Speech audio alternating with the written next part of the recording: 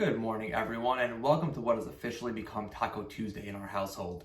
We're not even having tacos for dinner tonight. Let's start our day with a little bit of data, shall we? 232,733 people have recovered from COVID-19, according to the COVID Tracking Project. The U.S. continues to find new cases as testing has ramped up even more recently. According to the COVID Tracking Project, the U.S. did 394,711 tests yesterday, with a positivity rate below 10%. For some perspective, we were doing about 150,000 tests on average a month ago. I continue to get the same question asked of me, whether it's from clients or my friends and neighbors or people within my community. Why is the stock market going up while the economy is collapsing? Well, let's take a quick look at the timeline and we'll get some facts out there. The economic decline began on February 20th. This was before any economic data indicating a downturn had come out yet. The loss to equity values was breathtaking. We were down more than 34% by March 23rd, just 1 month later. The market has subsequently recovered 31% from the lows, with broad indexes down only about 10% for the year, and the NASDAQ is actually positive for the year. How could this be when we're in the midst of a record decline in economic activity, unemployment is surging, and the outlook for the pandemic remains highly uncertain? The answer is that investors look ahead. Simplistic explanations of this market rally include that the Fed has dumped massive amounts of liquidity into the economy and it has nowhere else to go but security prices. On this basis, stocks are badly overvalued and on a sugar high, which will become obvious as soon as the Fed withdraws some of the liquidity, causing the stocks to fall apart. Or an equally bad argument, the Fed will never be able to withdraw the liquidity without undermining the stock market, so higher inflation is inevitable. Such scary ideas are really designed to promote fear, not to enlighten or really understand what's happening. Stock investors have been differentiating between companies seen as beneficiaries of the pandemic and those that have been hurt the most.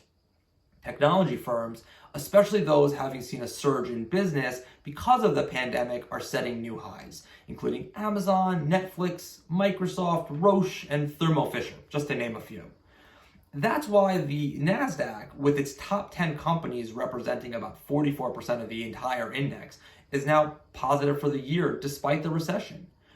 Company stocks most vulnerable to the shutdown are still down sharply. That includes cruise lines and airlines, restaurants, shopping, retail, entertainment, casinos, things of that nature.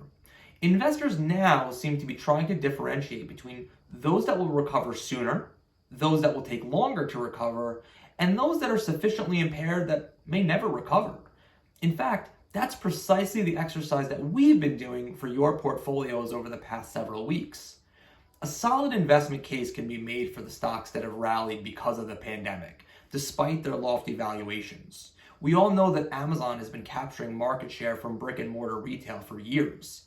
The growth trajectory accelerated during the pandemic, and it's highly unlikely that those inroads will be ceded back to traditional retail.